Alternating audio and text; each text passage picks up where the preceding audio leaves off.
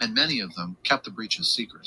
Still, for most people, it was a wake-up call, and one everybody preferred not to miss. So after the NotPetya, we had a boost of tabletop exercises across different industries, right? We had a boost for services which we came up with after NotPetya, and we called them compromise assessments.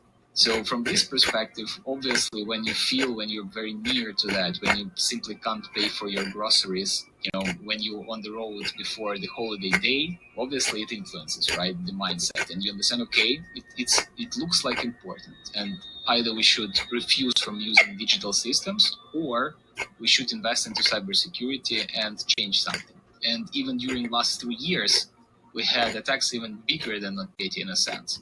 But because of Russians has prepared us, again, in a sense, to fighting back with those cyber attacks, the impact was kind of lower. So yeah, we had lots of interest from professionals in the industry.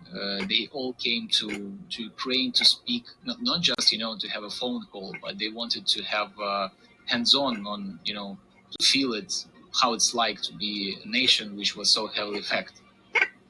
Not all lessons were learned, though. It took the United States and other countries several years to call out Russia for doing it, even despite the researchers pointing to GRU's fingerprints from day one. And even after the White House published its own insights into the events and confirmed Russia's involvement, the impact of that has been minimal at best. And I think that what we should have asked, not necessarily as security professionals and security researchers and reverse engineers, but as people, as citizens of the world, we should have demanded our governments and international organizations such as the UN, or I don't know, to maybe actually do something useful with all of the resources and have stronger mechanisms to hold countries, threat actors, whatever, people who do these malicious operations, to hold them accountable. And what happened with WannaCry, with NotPetya, with myself and other people, was that it was the researchers, the individual researchers, not as companies, but as as I said, I was sitting in my parents' living room in Israel with nothing to do and 4 hours to kill.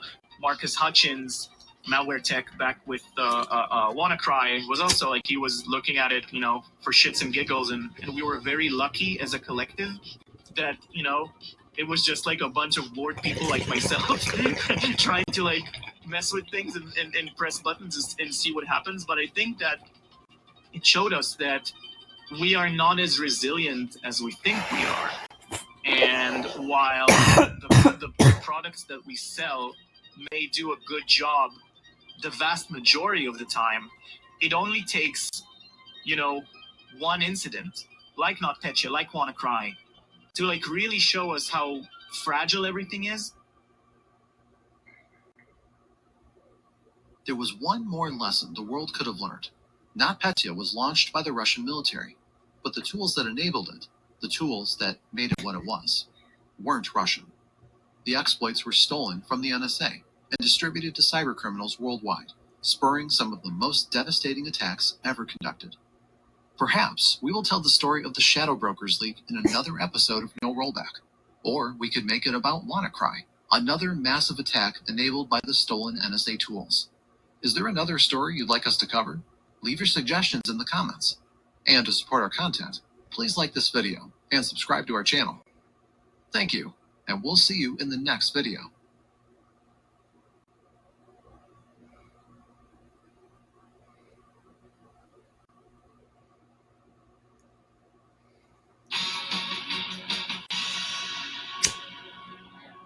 We're going to dive straight in with our main story tonight, which concerns immigrants, once again named Group of the Year by right-wing scapegoat magazine. While campaigning, Trump promised a draconian crackdown on migrants, and he said...